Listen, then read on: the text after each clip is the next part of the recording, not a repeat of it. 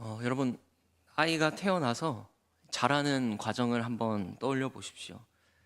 이제 막 걸음마를 떼고 유모차를 타는 두세 살 무렵의 어린아이에게 부모는 어떤 존재일까요? 아마도 내 피로를 채워주는 사람입니다. 배고플 때 우유를 주고, 울면 안아주고, 응가하면 기저귀를 갈아주는 나의 모든 피로를 다 채워주는 사람이죠. 이 시기의 아이들도 부모를 사랑하고 신뢰하지만 그 지식의 깊이는 철저히 나의 당장의 기쁨, 위로에 머물러 있습니다. 그런데 이 아이가 훌쩍 자라 대학생이 되었다고 가정해 봅시다. 이때 자녀가 바라보는 부모는 3살 때와 완전히 다릅니다. 단순히 나의 피로를 채워주는 존재를 넘어서서 비로소 부모의 어깨에 짊어진 삶의 무게를 눈치채기 시작하죠. 자신을 뒷바라지게 하기 위해서 밖에서 삼키는 눈물들, 숱한 위기 속에서도 가정을 지켜낸 지혜와 희생을 깨달아갑니다. 이 부모가 가진 인생의 깊이와 나를 향한 그 사랑의 넓이가 얼마나 큰지를 발견하게 되는 것이죠. 부모는 3살 때나 20살 때나 동일한 부모입니다. 변한 것은 부모가 아니라 부모를 아는 자녀의 깊이와 넓이가 확장된 것이에요. 여러분, 우리의 신앙도 이와 같아야 되지 않겠습니까? 처음 예수님을 믿었을 때 하나님은 내 기도를 들어주셨고, 내 아픔을 위로해 주시고, 내 삶의 문제를 해결해 주시는 나만을 위한 좋은 아버지였어요. 하지만 신앙의 연수가 쌓여가면서 언제까지나 유모차에 앉아 칭얼대는 어린아이의 수준에 머물러 있을 수는 없는 것입니다. 때로는 내 뜻대로 응답되지 않는 캄캄한 고난 한가운데서도 온 우주를 통치하시는 그 하나님의 광대한 섭리를 느끼며 그 하나님을 신뢰하며 하나님을 아는 깊이가 깊어져야 하는 것이죠. 오늘 아브라함이 바로 이런 신앙의 성숙을 이뤄냅니다. 하나님이 어떠한 분인지, 하나님을 아는 지식에 대한 깊이와 넓이가 확장되어지고 있다는 걸 알 수 있어요.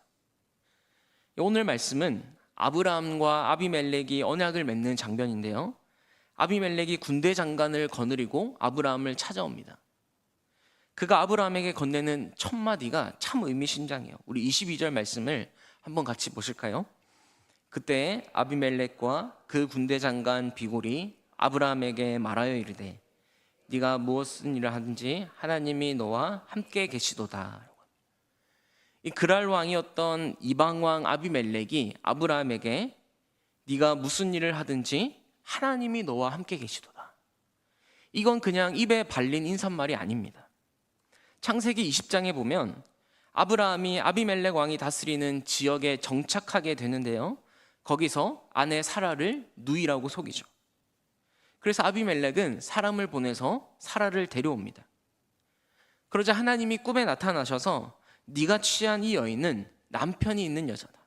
당장 돌려보내지 않으면 너의 모든 집안 사람들이 다 죽게 될 거야. 하나님은 아비멜렉이 사라를 취하지 못하도록 막으시고요.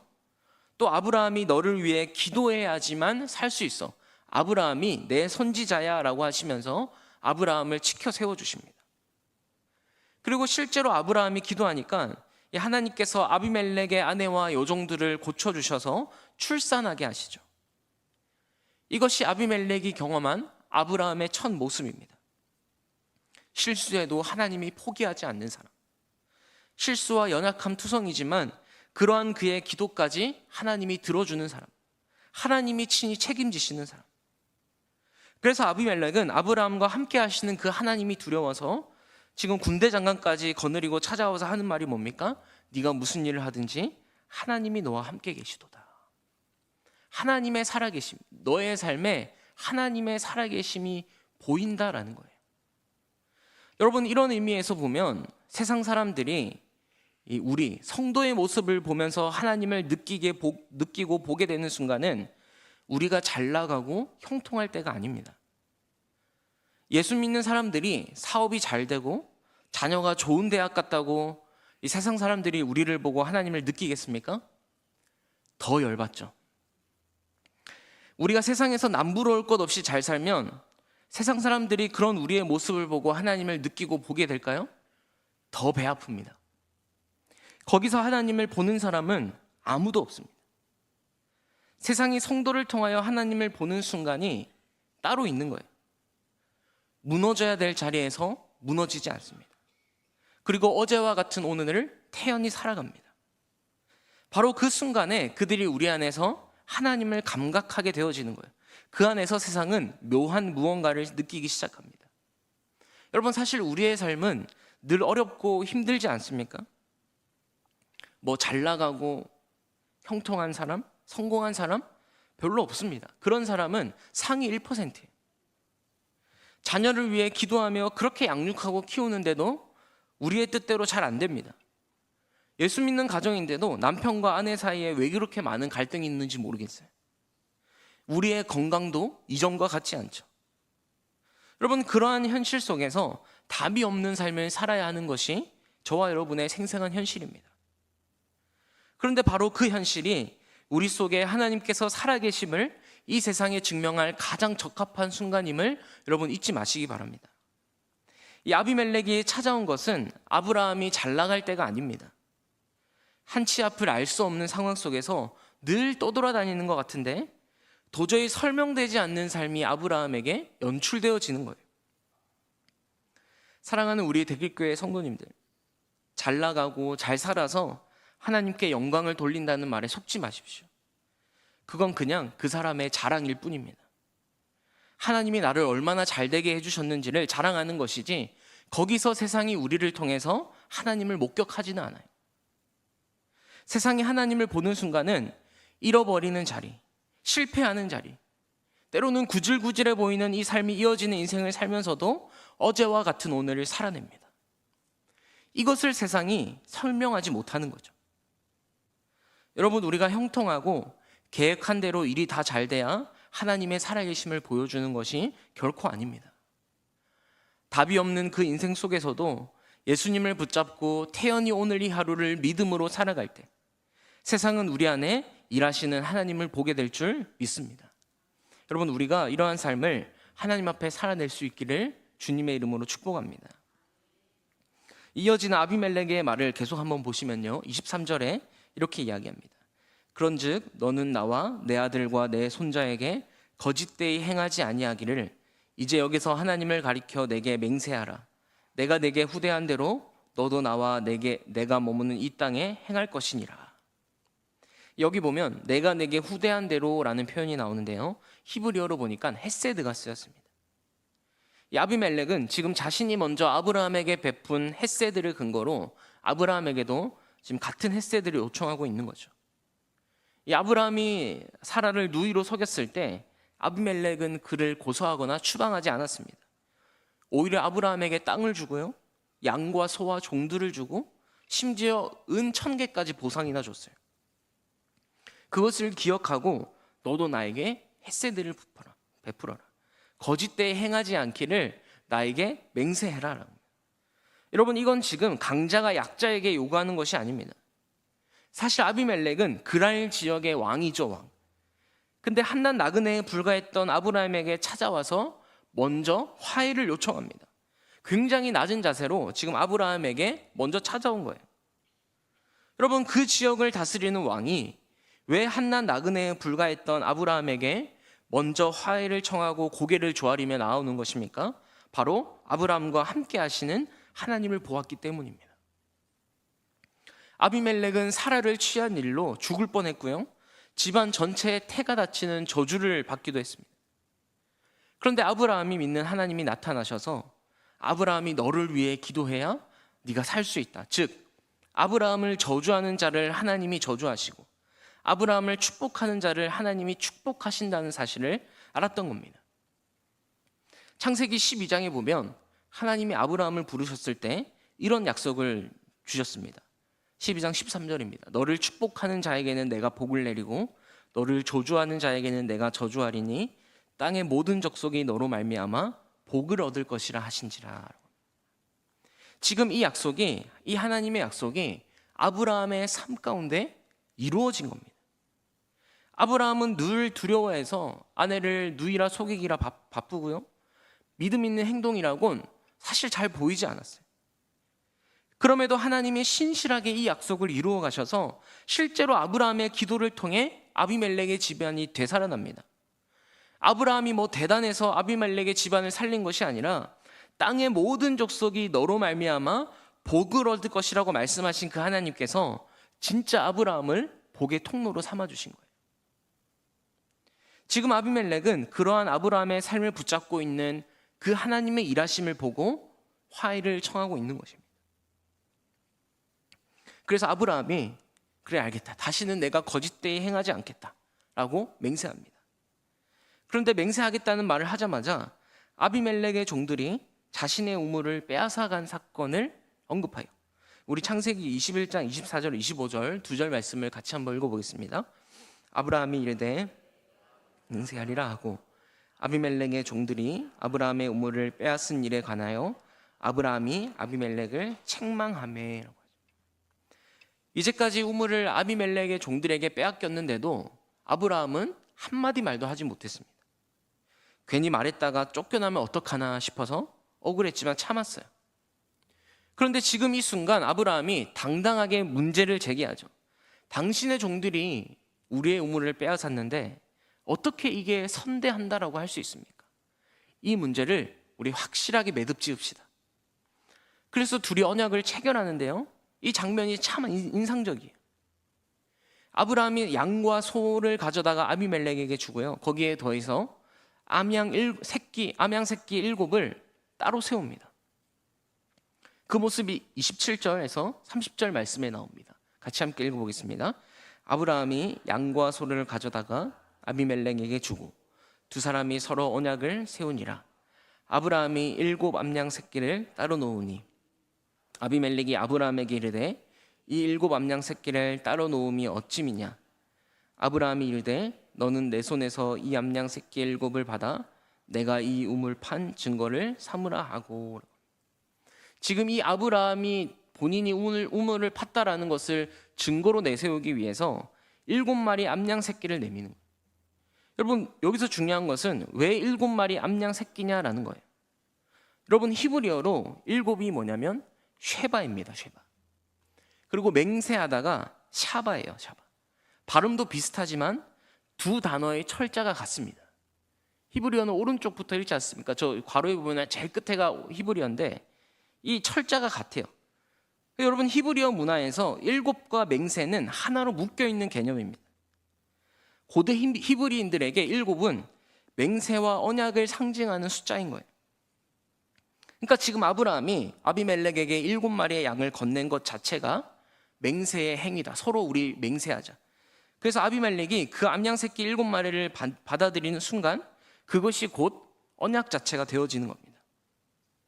이제 이 우물의 합법적인 소유권은 아브라함에게 있다라고 공개적으로 서명하고 공증하는 법적 효력을 발휘하게 된 것이에요. 그래서 이 장소의 이름이 뭡니까? 31절 보시면요, 두 사람이 거기서 서로 맹세하였으므로 그곳을 브엘세바라 이름하였더라. 여러분, 브엘은 우물이라는 뜻이고요, 세바는 7이기도 하고 맹세이기도 합니다. 그래서 7의 우물이면서 동시에 맹세의 우물이 되는 것이 브엘세바예요. 여러분, 이렇게 암양 7마리로 증거를 삼고 맹세했던 이 장소는요, 훗날 야곱과 이삭에게도 영적 고향과 같은 중심지가 됩니다. 그리고 이스라엘 전체 영토를 지칭할 때에도 단에서부터 브엘세바까지, 단이 이스라엘의 최북단, 이 브엘세바가 이스라엘의 최남단이지 않습니까? 우리식대로 표현하면 할라부터 백두에서 할라까지 이스라엘의 상징적인 도시가 됩니다. 그 브엘세바라는 이름 안에 아브라함이 광야에서 어떻게 살았는지, 어떻게 하나님이 붙드셨는지에 대한 스토리가 들어가 있는 거죠. 여러분, 이렇게 아비멜렉은 계약을 맺고 언약을 맺고 자기 집으로 돌아가고요, 아브라함은 홀로 남습니다. 홀로 남아서 뭘 하냐면 오늘 본문 32절 33절 말씀입니다. 함께 읽겠습니다. 그들이 브엘세바에서 언약을 세우며 아비멜렉과 그 군대 장관 비골은 떠나 블레셋 사람의 땅으로 돌아갔고 아브라함은 브엘세바에 에셀 나무를 심고 거기서 영원하신 여호와의 이름을 불렀으며. 여러분, 오늘 이 사건을 겪은 아브라함은 무슨 생각을 했을까요? 자기가 속여서 집안에 큰 재앙을 겪었던 아비멜렉이 먼저 찾아와서 화해를 청합니다. 거짓말을 친 자기에게 화가 날 법도 한데 오히려 머리를 조아리며 나오고요, 억울하게 빼앗겼던 우물까지 다 되찾았어요. 여러분, 고대 근동에서 특히 오늘 이 사건이 벌어지고 있는 네게브, 이 사막 지역인데요, 그 건조한 사막에서 우물은 단순한 식수원 그 이상입니다. 생존의 필수 조건이자 그 땅에 대한 소유권, 통치권을 의미하는 게 우물이에요. 그래서 고대에는 우물을 차지하기 위해서 그렇게 싸우는 겁니다. 근데 지금 그랄로왕 아비멜렉이 언약을 맺으면서 아브라함의 우물이라는 것을 공식적으로 인정해줘요. 무슨 말입니까? 그 떠돌이의 인생의, 그 나그네 인생의 아브라함에게 드디어 내 땅이라고 소유권을 주장할 수 있는 영역이 생겼다라는 거예요. 여러분, 이것이 왜 감격스러운 일입니까? 지금까지 아브라함의 인생을 한번 살펴보십시오. 하나님이 가라고 해서 가나안 땅에 들어왔는데 지난 30년 가까운 세월 동안 어디 번듯한 땅 하나 없는 서름을 안고 살았습니다. 분명 30년 전에 하나님이 이 땅을 너와 내 자손에게 주겠다라고 약속하셨는데 이방인으로 늘 쫓겨나야 했고요, 눈치 보며 살아야 했어요. 어디 그뿐입니까? 자손에 대한 약속도 주신다고 하셨는데 정작 아브라함 앞에 보이는 것은 아무것도 없었습니다. 그런데 드디어 21장에 들어와서 약속대로 이삭이 태어나죠. 그것도 여성의 생리가 다 끊어져 도저히 아이를 낳을 수 없는 그 불가능한 몸에서 여호와의 말씀대로 아들을 낳았습니다. 이때 아브라함은 불가능을 가능케 하신 전능하신 하나님을 그 누구보다 깊이 체험하지 않았겠습니까? 그리고 오늘 이방왕이 군대 장관까지 거느리고 와서 자기 앞에서 직접 고백해요. 네가 하는 모든 일에 하나님이 함께하는 것을 내가 보았다. 그러면서 공식적으로 우물에 대한 소유권을 인정해 줍니다. 아브라함 입장에서는 나의 우물, 나의 땅이라고 하는 영역이 생긴 거예요. 여러분, 얼마나 감격스러웠겠어요. 이때 비로소 아브라함은 알게 된 겁니다. 약속하신 그 하나님의 약속은 반드시 이루어진다. 하나님이 약속하신 것을 반드시 이루시는 분이다. 내가 실수하고 빼앗기고 잃어버려도 내 삶은 능하신 하나님의 손 안에 있다라는 것을 비로소 절절히 깨닫게 되어지는 거예요. 그 하나님이 나를 붙잡고 있는 한 내 삶은 어떠한 상황 속에서도 무너지지 않는다. 실수 많고 상처 많고 한계가 많은 내 인생이라 할지라도 하나님이 이 삶을 빚어내셔서 마침내 기꺼이 그 약속을 친히 이루어 가신다라는 것을 아브라함은 알게 된 겁니다. 그러면서 이 마음을 담아 나무를 심어요. 어떤 나무입니까? 오늘 본문에 보시면 에셀나무예요. 여러분, 이 에셀나무는요, 광야 같은 척박한 땅에서도 잘 자라는 나무입니다. 이 사막의 깊은 곳까지 뿌리를 내려 수분을 흡수하기 때문에 가뭄에도 푸른 잎을 유지할 수 있는 나무예요. 그런데 빨리 자라지는 않는데요. 울창해지려면 이 보통 나무보다 훨씬 더 오랜 시간 기다려야 되는 나무가 이 에셀나무입니다. 근데 한번 자리를 잡으면 수백 년을 사는 장수의 상징이 또 이 에셀나무예요. 여러분, 아브라함의 삶과 이 에셀나무가 너무나 닮아 있지 않습니까? 약속은 너무나 더디 이루어지는 것 같고 그 약속이 이루어지고 있는 환경은 너무나 초라하고 막막하잖아요. 얼마나 더 기다려야 하는지 참 애타는 삶을 살아온 아브라함이 그 에셀나무를 심습니다. 그리고 거기서 하나님의 이름을 불러요. 33절 한번 다시 보실까요? 아브라함은 브엘세바에서 에셀나무를 심고 거기서 영원하신 여호와의 이름을 불렀으며 라고 합니다. 엘올람, 영원하신 하나님 여호와, 그 영원하신 하나님을 아브라함이 고백하고 있는 거예요. 여러분, 왜 하필 영원하신 하나님일까요? 하나님을 묘사하는 수많은 표현 중에서 왜 영원하신 하나님으로 고백하고 있는 것일까요? 지금 아브라함은 아비멜렉과 맺은 언약, 그 맹세의 우물에서 무슨 일이 있어도 약속을 이루시는 하나님의 은혜를 깊이 깨달은 겁니다.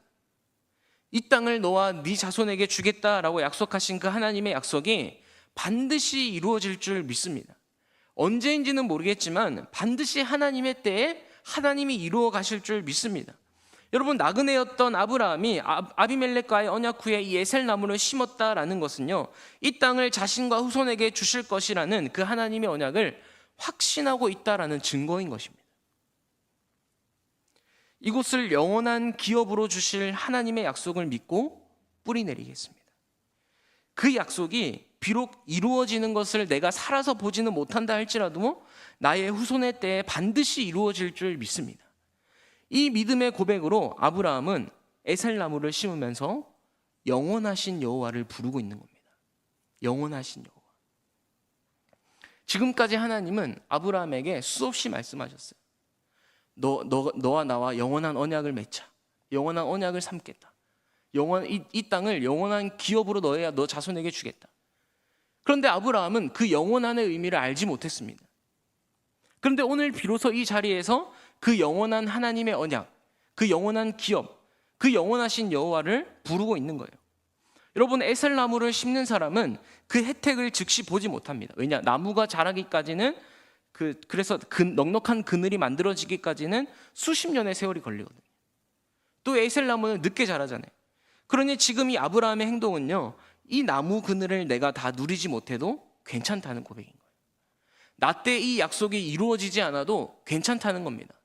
하나님은 영원하신 하나님이시기 때문에 내 삶이 끝나도 그 영원하신 하나님이 반드시 이루기 때문에 그 하나님을 내가 신뢰하겠습니다. 지금 그 믿음으로 에셀나무를 심고 영원하신 하나님을 노래하고 있는 것이죠. 여러분, 12장에서 아브라함이 하란을 떠나서 가나안 땅으로 올 때 하나님은요, 그에게 복을 주시는 하나님이었어요. 하나님이 어떤 분인지 아직 잘 모릅니다. 그런데 그냥 복을 주신다니까 따라왔어요. 그런데 가나안 땅에 도착하니까 기근이 찾아옵니다. 그래서 애굽으로 피신 갔는데 무서워서 아내를 누이라고 속여요. 위기가 찾아오니까 자기의 힘으로 그 문제를 해결하려고 합니다. 아직까지 아브라함이 하나님을 인식하는 그 정도 수준이 이 정도인 거예요. 가장 좋게 봐줘야 복 주시는 하나님 정도로 인식했습니다. 그런데 여러분, 15장에서 아브라함이 하나님께 따져요. 주 여호와여, 무엇을 내게 주시려 하나이까? 나는 자식이 없습니다. 이 엘리에셀이나 하나님 앞에 살기 원합니다. 그러자 하나님이 아브라함을 밖으로 데리고 나가셔서 하늘의 별을 보여주십니다. 내 자손이 이와 같으리라. 이때 성경에 보면 뭐라고 기록되어 있냐면 아브라함이 여호와의 말씀을 믿었다라고 되어 있어요. 그리고 하나님께서는 그것을 의로 여겨주셨다라고 합니다. 그러니까 여호와의 말씀을 믿었다. 복 주시는 하나님에서 약속하시는 하나님을 믿는 것으로 한 단계 더 깊어집니다. 그리고 17장에서 또 한 번 뒤집어져요. 아브라함의 나이 99세, 사라의 나이 90세. 완전히 인간적으로 끝난 시기 아닙니까? 거기서 하나님은 아브라함에게 어떤 하나님으로 나타나느냐? 전능하신 하나님으로 나타납니다. 전능한 하나님. 그때 아브라함은 더 이상 따지지 않고 납작 엎드려요. 인간의 가능성이 바닥났을 때 하나님의 전능하심이 비로소 보이기 시작한 겁니다. 그리고 오늘 21장에서 이 아비멜렉과의 언약을 통해 빼앗긴 우물을 되찾으면서 그 땅에 대한 소유권을 갖게 돼요. 그리고 그 자리에서 그 브엘세바에서 아브라함이 부르는 여호와의 이름이 엘 올람, 영원하신 하나님입니다. 여러분 보세요. 복 주시는 하나님으로 시작해서 약속하시는 하나님을 붙들고 전능하신 하나님 앞에 엎드렸다가 마침내 그는 영원하신 하나님을 만나고 있어요. 하나님이 달라진 게 아닙니다. 아브라함의 인식이 깊어진 거예요. 하나님을 인식하는 이 아브라함의 깊이와 넓이가 점점 성숙해지고 있는 겁니다. 어떻게 해요? 이 광야라는 척박한 환경 속에서 그 이방인이라는 그 꼬리표를 달고 때로는 잃기도 하고 보내기도 해야 되고 빼앗기는 자리에서마다 조금씩 하나님에 대한 깊이가 넓어진 거예요. 깊어진 겁니다. 아브라함은 인생의 수많은 우여곡절 끝에 하나님의 약속이 나의 때에 다 이루어지지 않는다라는 걸 알게 되었어요. 그러나 하나님은 영원하시기에 내 날은 끝나도 하나님의 약속은 끝나지 않는구나. 그걸 알고 에셀나무를 그곳에 심고 있는 겁니다. 여러분, 형통하고 성공된 자리로 부름받은 사람들은요, 하나님에 대한 인식이 잘 깊어지지 않습니다. 물론 안정된 자리, 평탄한 자리로 부름받은 사람들도 그 안에서 하나님이 베푸시는 은혜와 복들이 분명히 있지만 고통과 눈물과 한숨과 좌절로 씨름을 보낸 사람들보다 깊어질 수가 없어요. 그래서 때로는 고통과 실패와 좌절이 하나님을 더 깊이, 더 선명하게 보게 만드는 겁니다. 지금 아브라함은 하나님께서 아브라함을 그런 훈련을 시키셔서 마침내 영원하신 하나님을 고백하게 만드신 거예요. 여러분, 어떤 분이 영혼에 대해서 이렇게 표현을 했더라고요. 참 주옥 같은 문장이라서 제가 가지고 왔는데 우리 앞에 한번 보시고 같이 한번 읽어보시겠어요? 영혼 없이 오늘을 붙잡는 사람은 오늘의 고통에 영원히 짓눌립니다. 그러니까 영혼 없이 오늘을 붙잡는 사람은 오늘의 고통에 영원히 짓눌리게 된다. 그러니까 우리가 고통스러운 현실을 그저 오로지 내 힘으로만 버티려는 것이 얼마나 어리석은지 몰라요. 우리가 고통의 순간에 영원한 차원을 보지 못하고 그 현재의 고통만을 붙잡고 있다면 이유는 단 하나입니다. 우리의 삶에서 영원하신 하나님을 잃어버린 거예요. 여러분이 붙잡고 있는 하나님이 복 주시는 하나님, 전능한 하나님에서 머물러 있는 겁니다. 여러분, 그 인식 가운데 머물러 있을 때는요, 우리의 인생이 예수 안 믿는 사람들보다 더 고통스럽게 느껴져요. 복 주시는 하나님, 전능하신 하나님만 주구장창 부르고 있다면 하나님이 내 인생을 다루시는 그 방법을 이해할 수가 없습니다. 내 인생이 도저히 해석되어지지 않아요.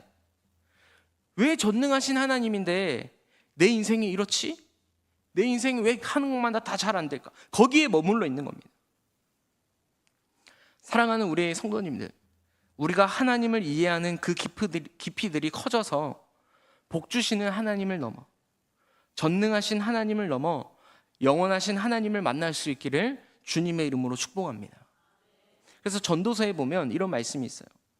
하나님이 모든 것을 지으시되 때를 따라 아름답게 하셨고 또 사람들에게는 무엇을 주셨다라고 고백합니까? 영혼을 사모하는 마음을 주셨느니라. 여기서 영혼을 사모하는 마음이 히브리어로 올람입니다. 오늘 아브라함이 고백하고 있는 그 올람이에요. 여러분, 하나님은 사람 안에 영혼을 인식하고 감각하는 눈을 주셨습니다. 그 눈이 열려야지 오늘의 상실, 오늘의 고통이 전부가 아님을 알게 되는 거예요. 여러분, 우리는 이 땅을 살면서 우리의 눈으로 때로는 이렇게 재단합니다. 이거는 성공이다, 이거는 실패다. 그러나 여러분, 하나님의 관점에서는 그렇지 않아요. 우리가 아무리 수많은 실패를 겪어도 우리가 하나님을 믿는 그 믿음 안에 걸어가고 있다면 그것은 실패가 아닙니다. 왜 그렇습니까? 진정한 성공은 죽음 이후에 하나님과 함께 영원히 사는 것이기 때문에 그래요. 이것을 영원한 하나님을 아는 자만이 할 수 있는 고백입니다. 여러분, 그러니 살아가면서 실패라고 생각하는 것들을 우리가 경험할 수는 있지만 사실 그것은 끝을 향하여 가는 과정일 뿐입니다. 우리가 믿음 안에 있다면 그 어떤 실패도 구원의 성공을 이루어가는 과정이 되는 거예요. 여러분, 저는 우리 성도님들이 이 영원하신 하나님을 만났으면 좋겠습니다.